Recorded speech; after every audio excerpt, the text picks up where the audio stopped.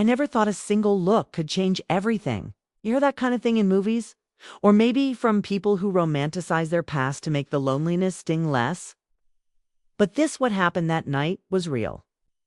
It started in the middle of an ordinary Thursday evening in Montreal at some art gallery I never meant to go to. I only showed up because my friend Jordan was managing the exhibit and I owed him a favor. I wasn't in the mood to socialize.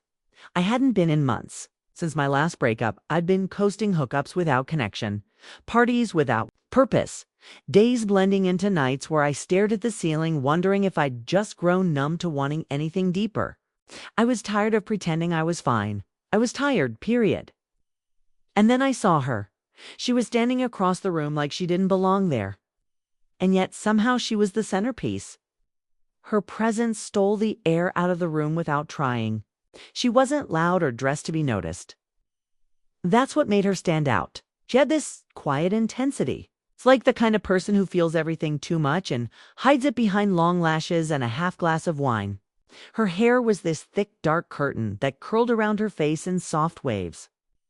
And her mouth, God, her mouth was curved in a way that looked like she was constantly biting back a secret.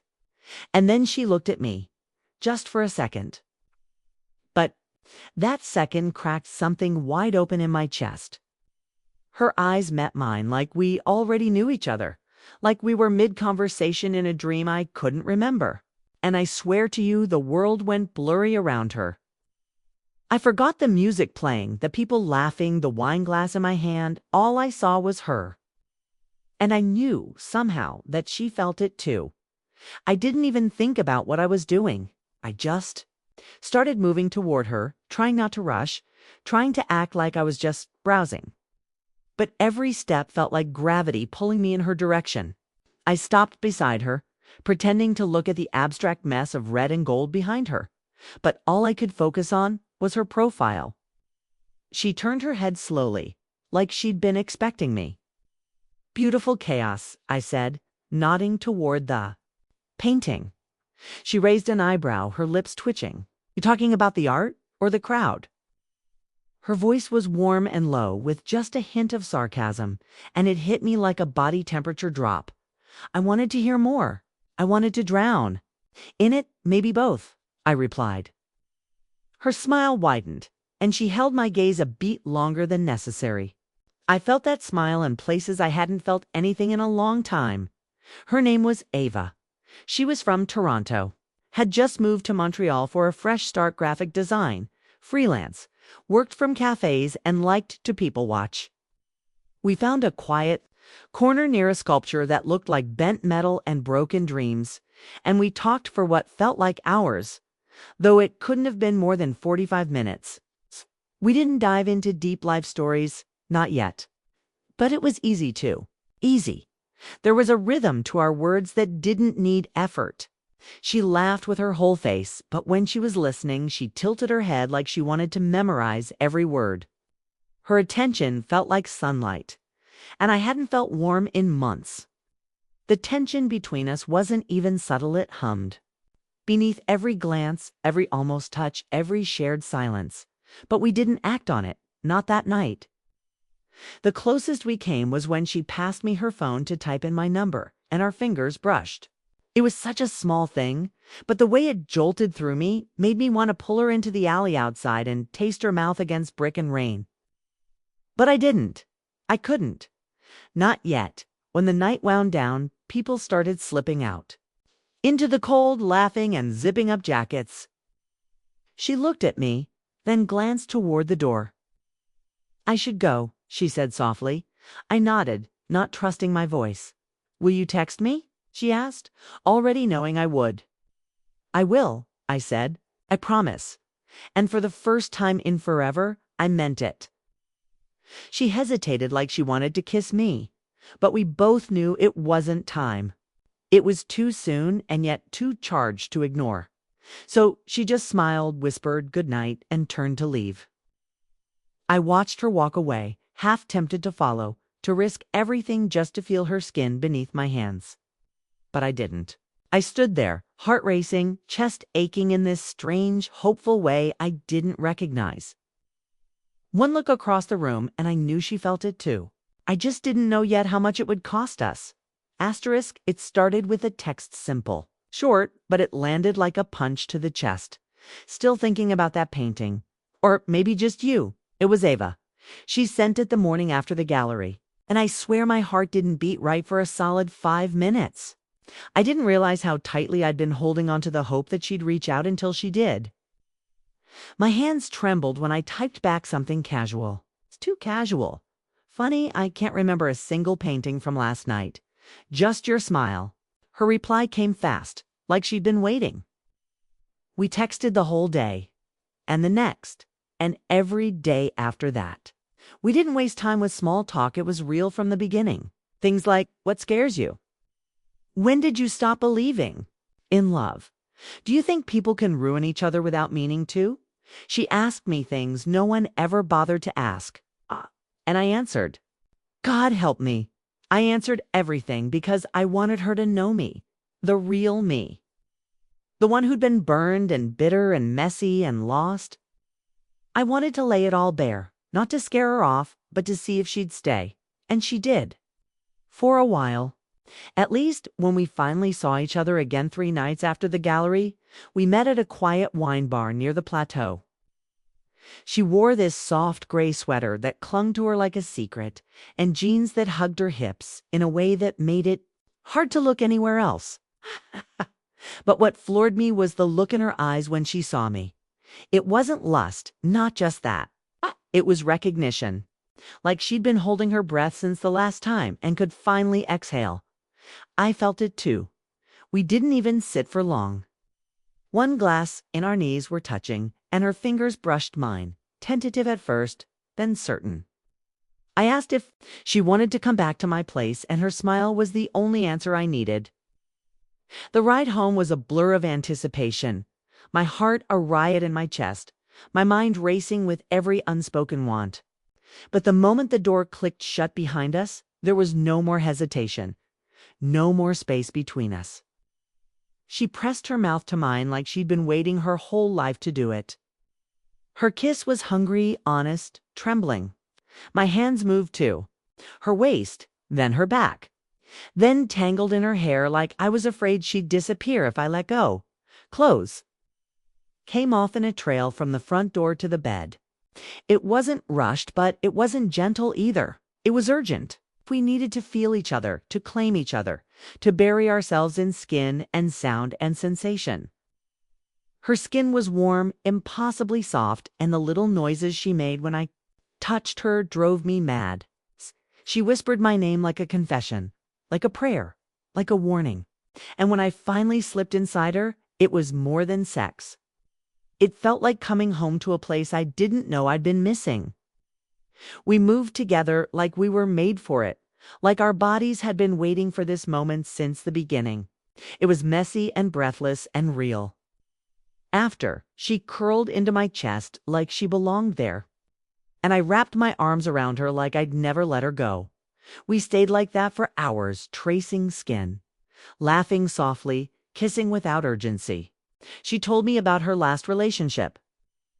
A man who wanted her perfect, quiet, small. Who didn't like when she spoke too much or felt too loudly. She said she lost pieces of herself trying to make him happy. I told her about mine too. The woman who loved me until she didn't, until my depression got too heavy.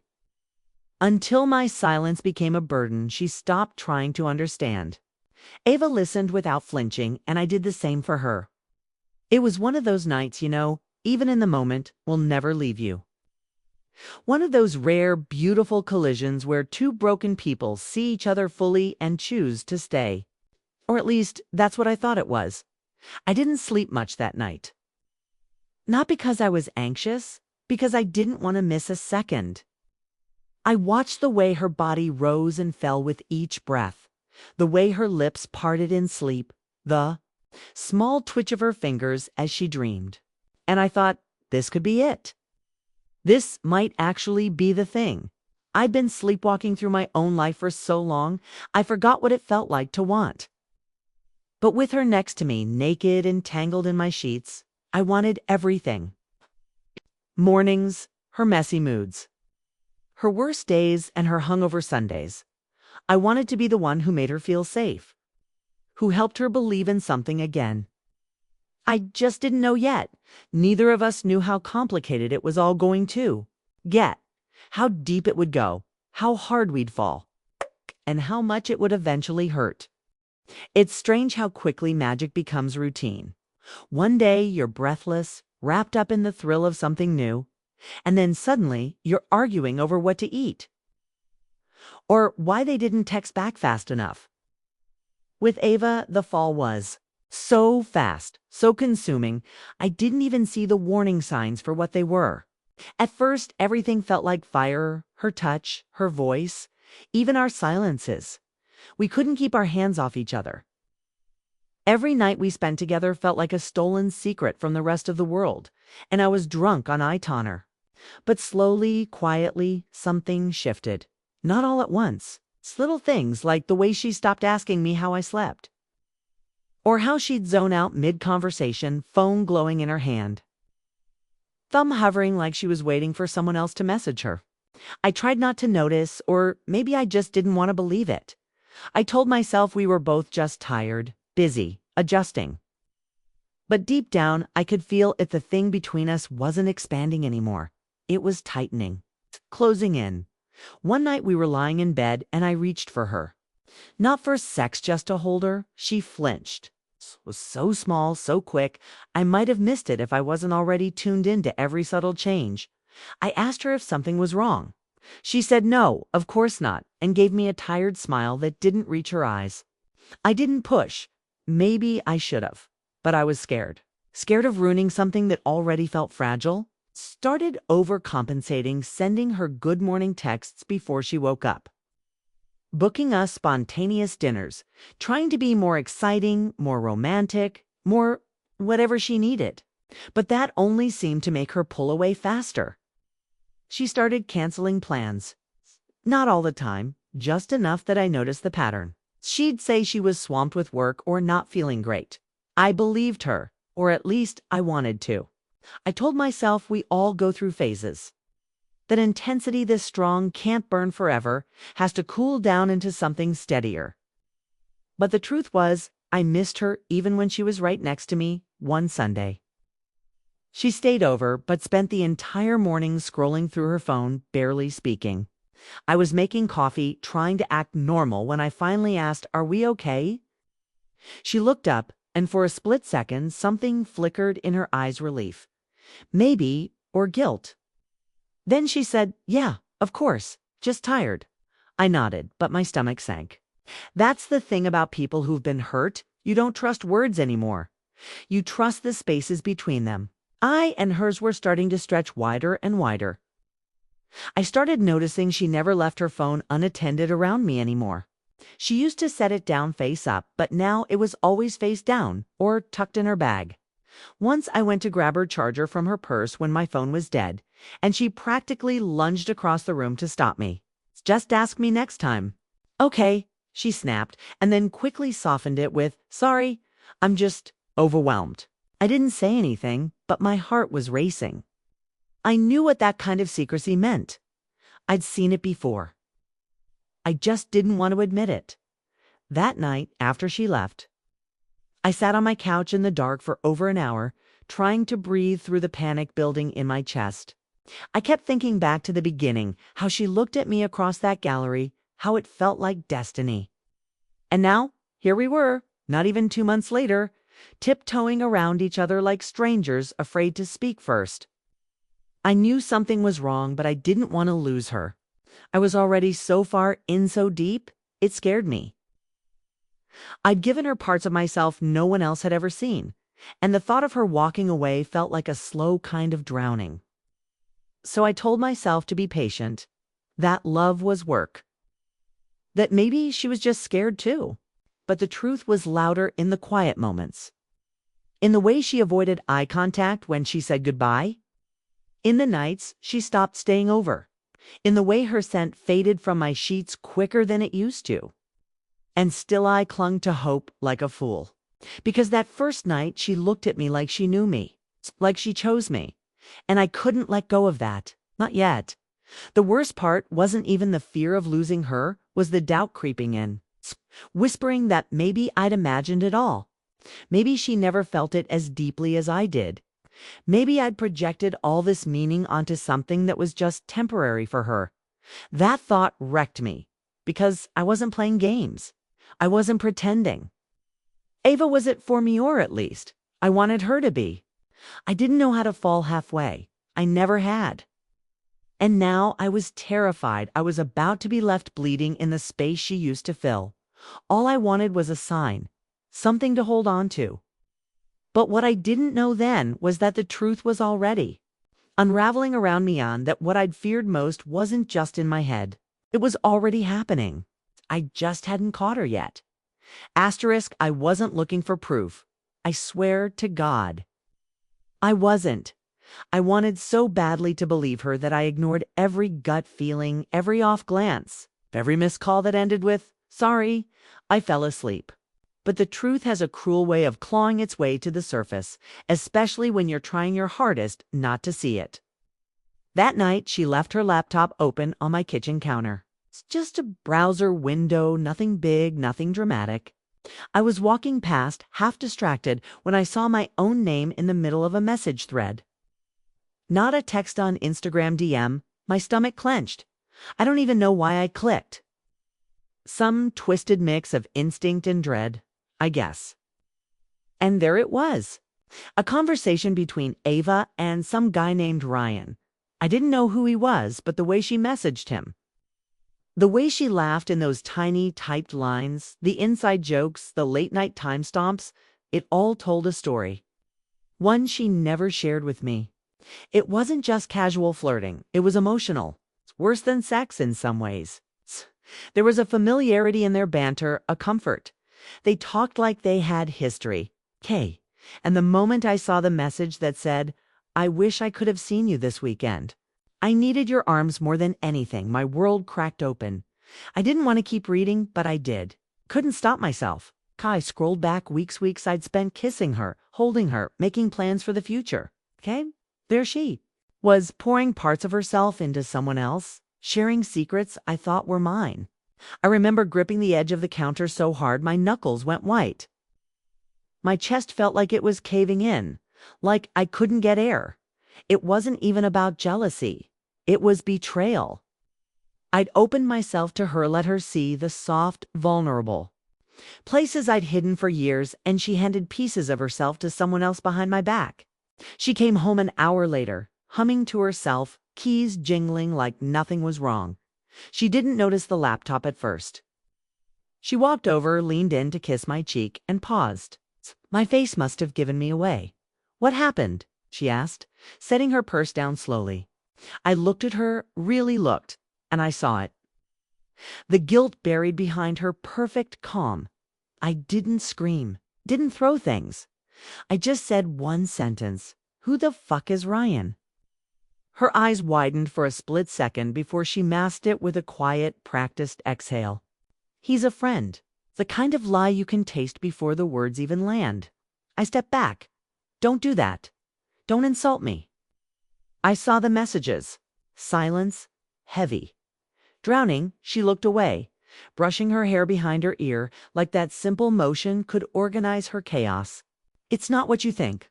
Another lie. I laughed, bitter and hollow.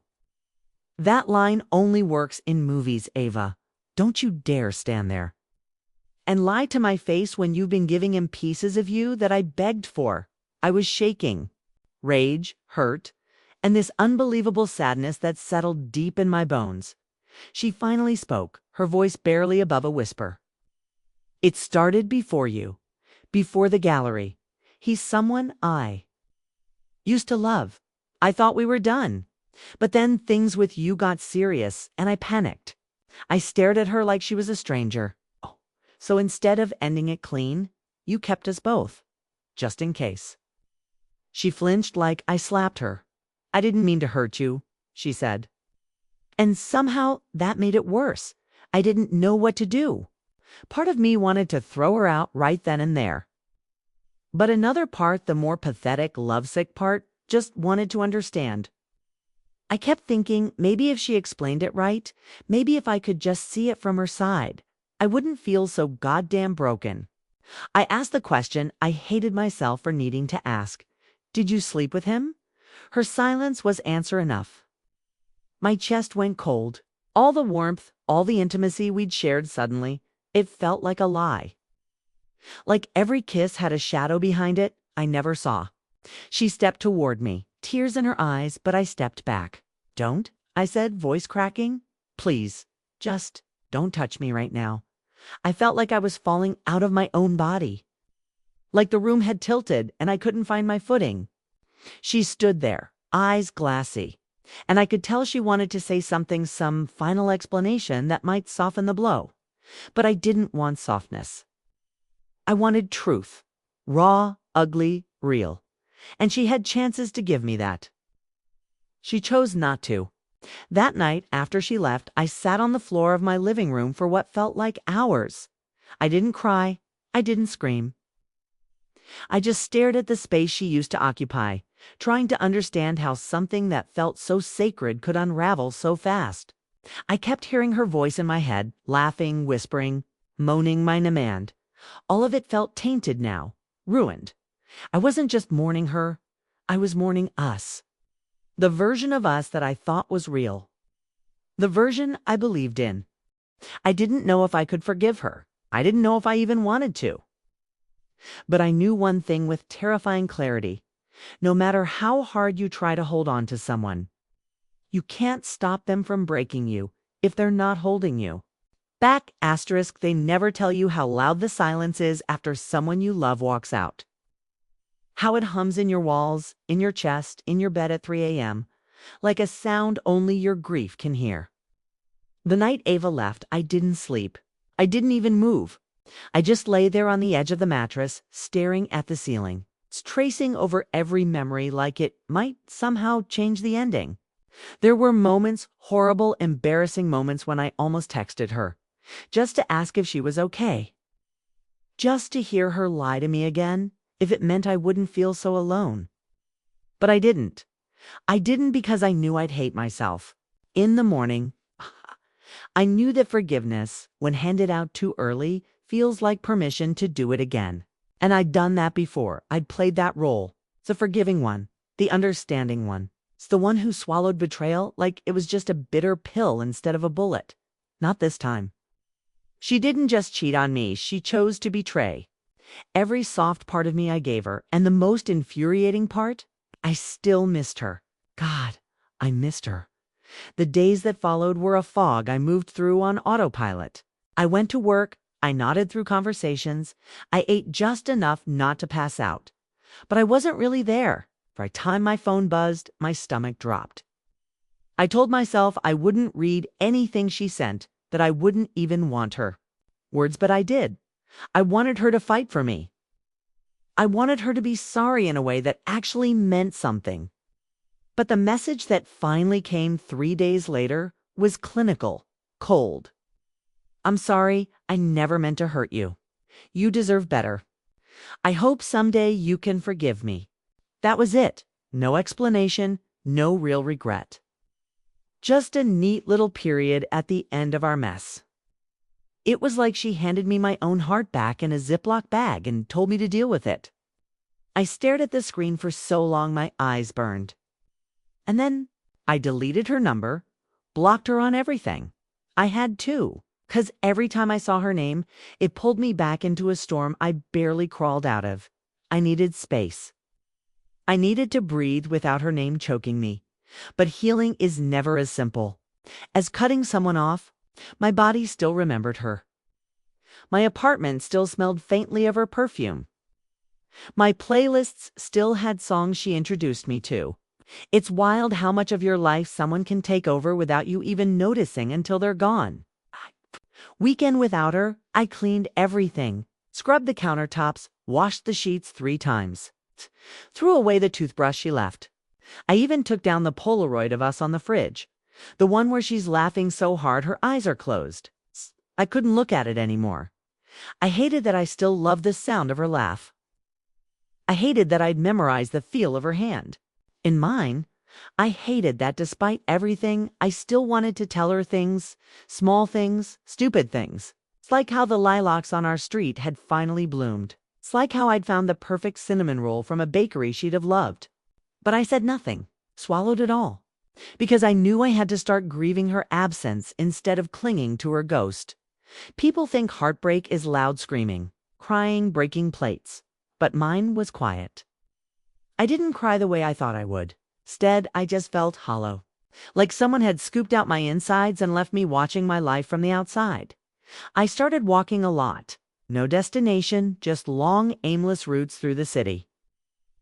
I liked the anonymity of being surrounded by strangers. No one knew what I was carrying. No one asked. And in that stillness, I started to hear myself again, my own thoughts, separate from her. I started writing again, too. It's just small things. Fragments. Things I wished I'd said. Things I was afraid to feel.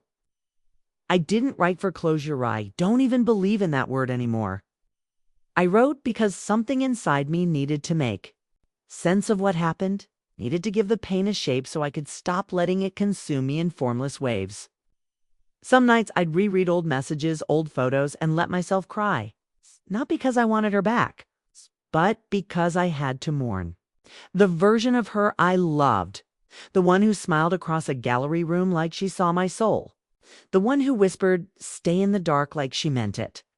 I think the hardest part was realizing that love real, deep, gut-wrenching love, it's not always enough. You can feel everything, give everything, and it still won't be enough to make someone stay, or tell the truth, or choose you. That's the kind of lesson that leaves a mark. Not a scar you wear proudly, one you flinch at when someone gets too close. But slowly, I started to come back to myself. Not all at once, not in a triumphant movie montage way. It's just piece by piece. A morning I woke up without checking my phone. A day I walked past our favorite cafe without looking inside. A night I fell asleep without her voice in my head. I was still angry, still aching. But I was healing, whether I wanted to or not. And even in all that pain, a small, stubborn part of me still believed somewhere out there someone would look at me the way I looked at her. Only next time, they wouldn't. Look away. I didn't expect to see her again. Not really. People say the world's big, but when someone leaves their mark on you that deeply, it's like the universe can't help but press you back together just once more. It had been months. Enough? Time to rebuild most of myself, even if some pieces still clicked and crooked. I'd stopped checking my phone, stopped counting how long it had been since her last text. I was dating again, casually. Safe, easy dates with people who didn't ask too many questions and didn't make my heart race in that dangerous, familiar way. I'd even started laughing again, real, from the belly kind of laughing. And then it happened. A friend dragged me to a gallery opening downtown, the kind of night I would have said no to just a few weeks earlier. I was sipping bad wine, making small talk near the back when I felt it like a shift in the air. That electric crackle I hadn't felt since the night I first saw her. I turned my head, and there she was, Ava, standing across the room, just like before. Only this time, she didn't smile. She didn't come over. She just looked at me like she'd seen a ghost. My heart didn't race the way I thought it would. There was no dramatic swell of music in my chest. Just this quiet, a clique. My body remembered everything at once and let it go just as fast. She looked older somehow, not physically, just heavier. Her eyes carried it. Regret, maybe, or truth. I saw her hand twitch toward her purse like she was debating coming over. I beat her to it. I didn't want to leave anything unfinished. I walked up slow, steady, like I was approaching a mirror I wasn't sure I wanted to look into. When she saw me coming, she gave this small, uncertain smile, fragile, not like the ones she used to wear around me. "Hey," she said, voice softer than I remembered. "Hey," I replied, keeping my distance. For a second, neither of us said anything. There were so many questions swirling in the space between us, but none of them felt worth speaking aloud anymore. She broke the silence. First, you look. Well, I nodded. I'm trying. Another silence. This one felt gentler. We were strangers now, but with history that hummed beneath our skin. I think about you, she whispered, eyes glassy. I regret how I handled everything. I didn't say anything. Didn't need to. She looked down, fingers nervously, playing with the strap of her bag. I didn't know how to let go of him.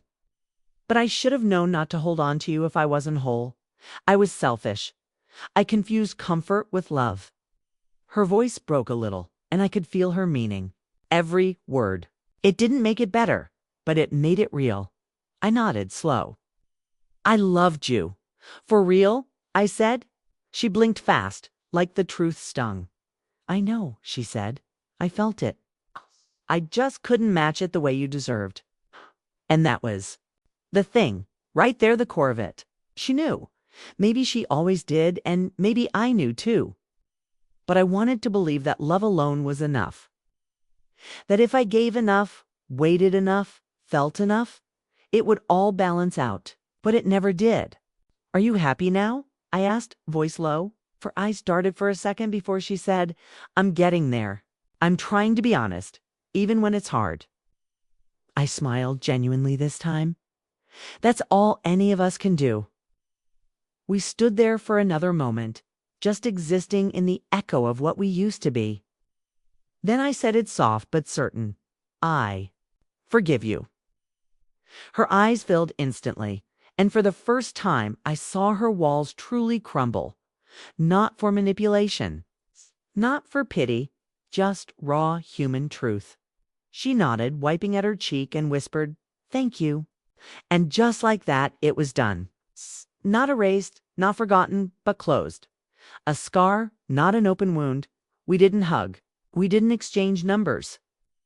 We didn't promise to keep in touch because we both knew that wasn't the kind of story this was. Some love stories don't end in forever.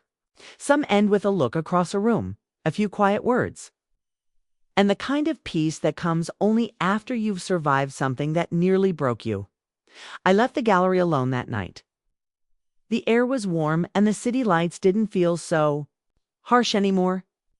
I walked home slow, breathing deep, feeling everything and nothing at once. Ava wasn't my forever, but she taught me what I needed to learn about love and about myself. And next time I felt that spark across a crowded room, I'd know better, I'd know what I was worth. And I'd never again settle for someone who didn't know it too.